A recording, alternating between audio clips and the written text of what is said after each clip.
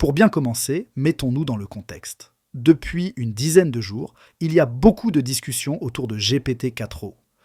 O pour omnimodal, mais on pourrait tout aussi bien dire omniprésent, tellement OpenAI a réussi à créer une véritable bulle autour de ce secteur des IA génératives.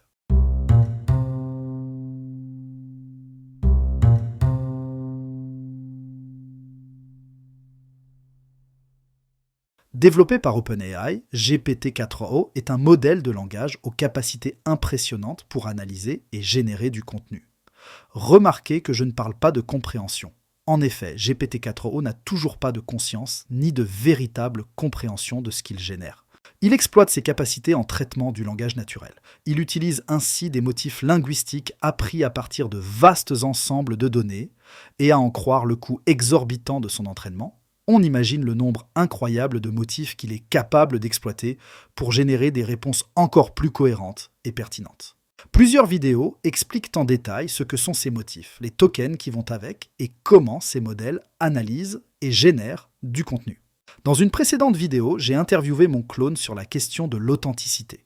Aujourd'hui, je ne vais donc pas approfondir ce sujet, mais plutôt me concentrer sur les enjeux liés à l'apprentissage et, par extension, à l'enseignement. Et là, je vais apporter une nuance de taille pour bien comprendre pourquoi on en parle autant. Je vais en effet amener la distinction entre le modèle de langage GPT-4o, le LLM, et l'outil de génération de contenu qu'est ChatGPT.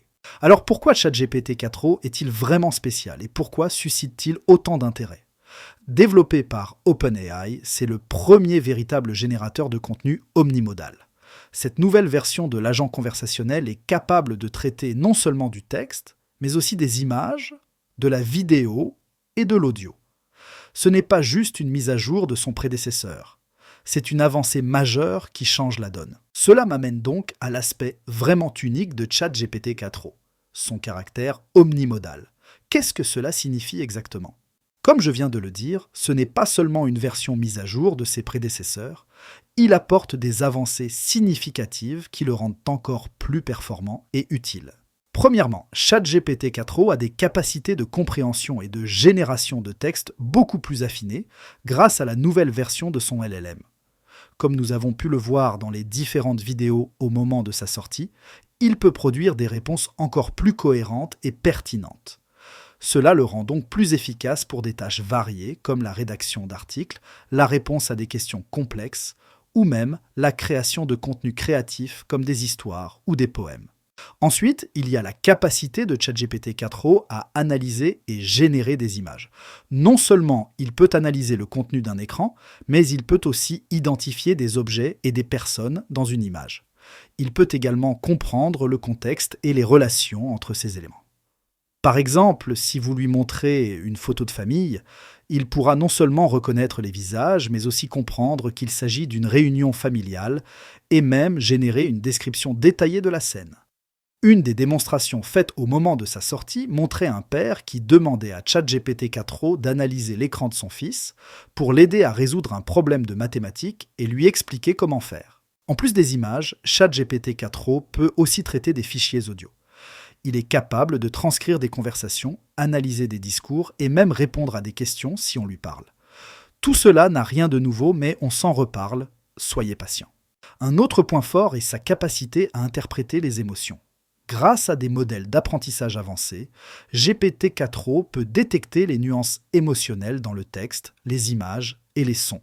Cela permet à son agent conversationnel de fournir des réponses plus empathiques et adaptées au contexte émotionnel de l'utilisateur. Mais si comme moi vous utilisez un autre agent comme Perplexity, BlueGPT ou Po, le constat serait le même. Enfin, ChatGPT-4o a été amélioré pour être plus interactif et accessible. L'agent peut gérer des conversations plus longues et complexes, garder le fil de la discussion et même garder en mémoire des conversations faites avec plusieurs GPT. Les bots version ChatGPT. Cela lui permet de revenir sur des points précédents et ainsi offrir des réponses plus complètes et détaillées. Cette amélioration rend les interactions avec ChatGPT-4o plus naturelles et fluides, presque comme si vous parliez à une vraie personne. En résumé, les améliorations apportées à ChatGPT-4o adossées aux incroyables performances de son LLM en font un outil incroyablement puissant et polyvalent.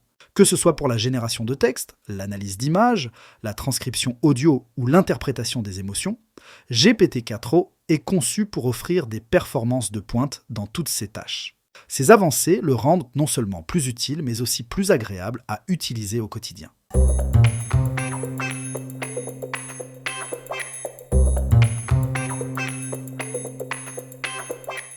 Abordons maintenant un sujet délicat mais crucial.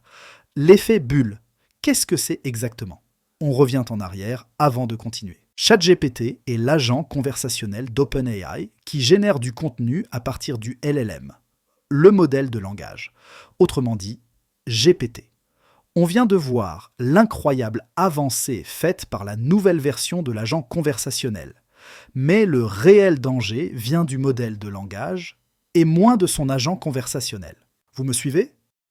Sans être nouveau, je vais commencer avec l'effet bulle.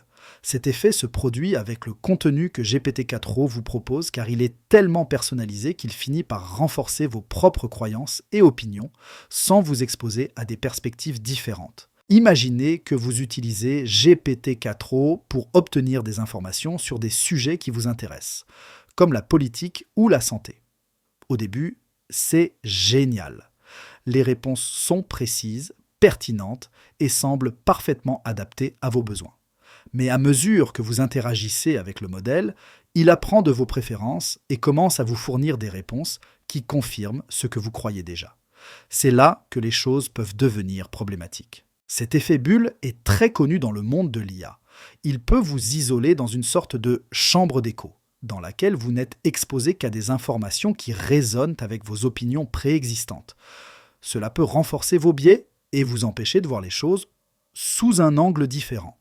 En d'autres termes, vous risquez de vous enfermer dans une bulle qui peut être très difficile à percer. Le danger ici est double. D'une part, cela peut limiter votre vision du monde et vous rendre moins réceptif aux idées nouvelles ou opposées. D'autre part, cela peut contribuer à la polarisation de la société, car chacun finit par vivre dans sa propre bulle avec peu d'interaction avec ceux qui pensent différemment. Il est donc crucial d'être conscient de cet effet bulle et de prendre des mesures pour le contrer. Par exemple, vous pouvez délibérément chercher des sources d'informations variées et opposées à vos propres opinions. Vous pouvez aussi utiliser GPT-4o de manière critique, en lui posant des questions qui challengent vos croyances plutôt que de simplement les confirmer.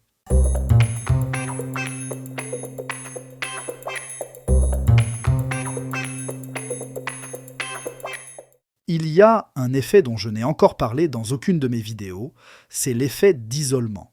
On en parle depuis plusieurs années avec ce qu'on observe avec les réseaux sociaux.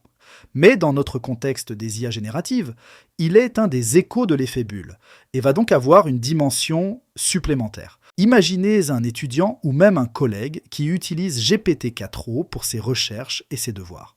Au début, c'est super pratique. L'IA lui fournit des réponses adaptées, des infos pertinentes, bref, tout ce dont il a besoin. Mais petit à petit, sans même s'en rendre compte, il se retrouve dans une bulle où GPT-4o ne lui propose que du contenu qui va dans le sens de ce qu'il pense déjà, qui conforte ses idées et ses opinions. Et c'est là que l'isolement intervient. À force de n'être exposé qu'à des infos qui lui ressemblent, l'étudiant perd le contact avec la diversité des points de vue, des approches, des sources. Il se coupe peu à peu du débat intellectuel, de la confrontation des idées, qui est si importante dans un contexte académique ou professionnel. L'isolement prend donc la forme d'une sorte de repli sur soi, un écho de l'effet bulle sur son propre monde. Parler avec l'autre et se demander si autre chose existe ailleurs finit par disparaître. Alors, comment y remédier? Eh bien, en tant que prof, il faut être attentif aux signes. Si vous voyez un étudiant qui semble se couper des débats en classe, qui ne semble plus ouvert à la discussion, c'est peut-être le moment d'intervenir. Il faut l'encourager à diversifier ses sources, à se confronter à d'autres points de vue, à ne pas prendre pour argent comptant tout ce que l'IA lui propose. Vous pouvez lui suggérer de croiser ses sources et de discuter de ses recherches avec ses camarades, de venir vous voir pour échanger sur le sujet. L'objectif, c'est de lui rappeler que l'apprentissage, la réflexion, ça passe aussi et surtout par le dialogue, l'échange et la confrontation des idées. Alors oui, vous me direz que ce danger a toujours existé. Et c'est vrai. Mais avec la puissance de GPT-4o, ce danger est présent plus que jamais.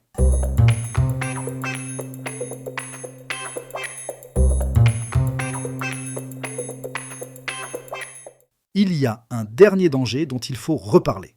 C'est le risque de devenir trop dépendant de ces outils et de perdre notre esprit critique. Avec ChatGPT, c'était déjà un problème.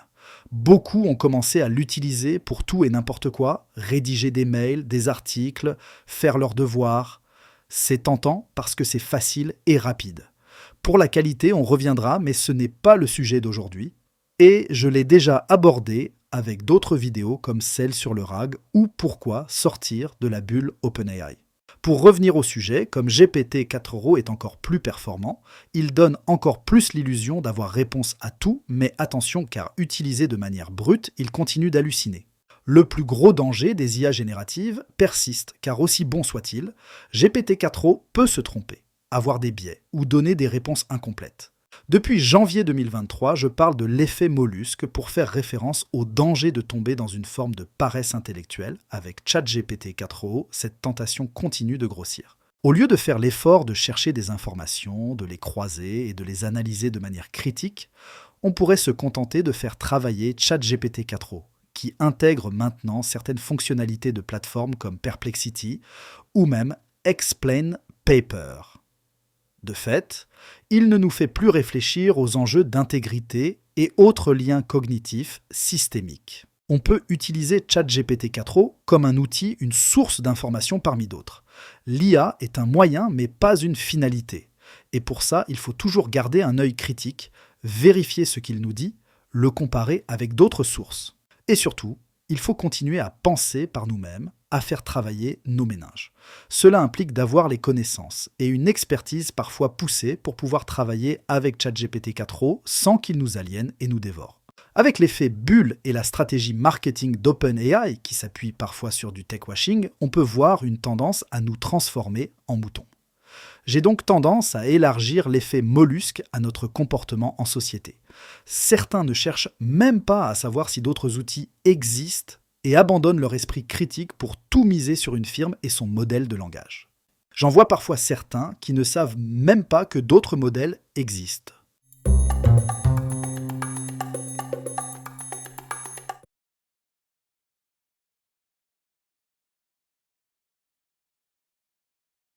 GPT-4o. C'est un outil impressionnant, mais il ne faut pas ignorer les 3 dangers qui nous guettent. Premièrement, l'effet bulle. On risque de rester enfermé dans nos propres idées sans considérer d'autres points de vue. Deuxièmement, l'isolement. En utilisant trop GPT-4o, on pourrait arrêter de dialoguer et de confronter nos idées avec les autres. Et troisièmement, l'effet mollusque. On risque de devenir paresseux intellectuellement et de ne plus réfléchir par nous-mêmes. Ces dangers sont en partie liés au marketing intensif d'OpenAI. Ils nous vendent leurs IA sans toujours savoir comment les exploiter concrètement. Alors, ils se tournent vers l'éducation en espérant qu'elle trouvera une utilité à leurs innovations. Mais attention, il est crucial de garder notre esprit critique et de ne pas tout accepter sans réfléchir. L'IA générative offre des opportunités incroyables, mais il ne faut pas les gâcher en l'utilisant n'importe comment. Il faut vraiment réfléchir à comment l'intégrer intelligemment dans l'éducation. En résumé, restons vigilants et utilisons notre jugement. Avec un peu de discernement, on peut accomplir des choses formidables avec l'IA générative, que ce soit avec GPT-4o ou les autres modèles.